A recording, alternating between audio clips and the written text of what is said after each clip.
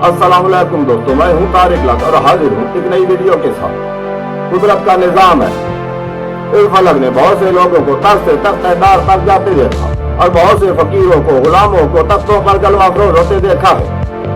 एक वक्त था कुतुबुद्दीन नेशापुर के बाजार में बराए फरोख्त थे, फिर हालात ने करवट बदली। वही कुतुबुद्दीन हिंदुस्तान के तख्त पर जलवा अफरोज हुआ। इसी कुतुबुद्दीन की कई नस्लें हिंदुस्तान पर बादशाह करती रही। नेशापुर से काजी फखरुद्दीन ने कुतुबुद्दीन को खरीद लिया। पंजाबी की कहावत है कि ठंडा घड़ा खुद को खुद ही ठंडी छांव में रखवाता है। बिल्कुल इसी तरह कुतुबुद्दीन की खसूसियात और इखलाक को देखते हुए फखरुद्दीन ने उसे अपने बेटे की तरह पाला। सुनने में आया है काजी फखरुद्दीन इमाम अबू हनीफा रहमतुल्लाह अलैह की औलाद में से थे। काजी फखरुद्दीन की वफात के बाद इनके बेटे ने कुतुबुद्दीन को आगे एक ताजिर को फरोख्त कर दिया। इस ताजिर ने कुतुबुद्दीन को मशहूर मारूफ मुस्लिम हुक्मरान शहाबुद्दीन मोहम्मद गौरी की खिदमत में पेश कर दिया। किस्मत कुतुबुद्दीन पर मेहरबान होती गई। कुतुबुद्दीन तरक्की की मनाजिल तय करता हुआ शहाबुद्दीन मोहम्मद गौरी के इतना करीब हो गया कि शहाबुद्दीन मोहम्मद गौरी इसको अपने बेटे की तरह समझने लगा।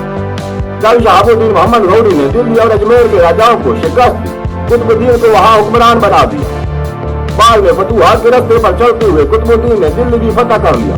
शहाबुद्दीन गौरी की वफात के बाद जो जहां हाकिम था उसने अपनी खुदमुख्तारी का ऐलान कर दिया। कुतुबुद्दीन ने भी हिंदुस्तान में अपनी खुदमुख्तारी का ऐलान कर दिया और हिंदुस्तान में बाकायदा पहली मुस्लिम रियासत की बुनियाद रखी। कुतुबुद्दीन की छोटी उंगली टूटी होने की वजह से इनको ऐबक कहा जाता था। बाद लोगों का ख्याल है कि ऐबक इनका खानदानी नाम है, वल्लाहु आलम। कुतुबुद्दीन ऐबक ने शहाबुद्दीन मोहम्मद गौरी की फतूहात की यादगार में बहुत सी तामीरात की, जिनमें कुतुब मीनार और कुव्वतुल इस्लाम मस्जिद की बुनियाद डाली और अजमेर की फतह के बाद एक मस्जिद तामीर करवाई जिसे 2.5 दिन का झोंपड़ा कहा जाता है। ये शुमाली हिंदुस्तान में बनने वाली पहली मस्जिद थी। कुतुबुद्दीन ऐबक 1210 ईस्वी में पोलो खेलते हुए घोड़े से गिरे और दुनिया फानी से कूच कर गए। अल्लाह पाक कुतुबुद्दीन ऐबक के दर्जात बुलंद फरमाए और इसकी गलतियों खताओं से दरगुजर फरमाए। आमीन वस्सलाम।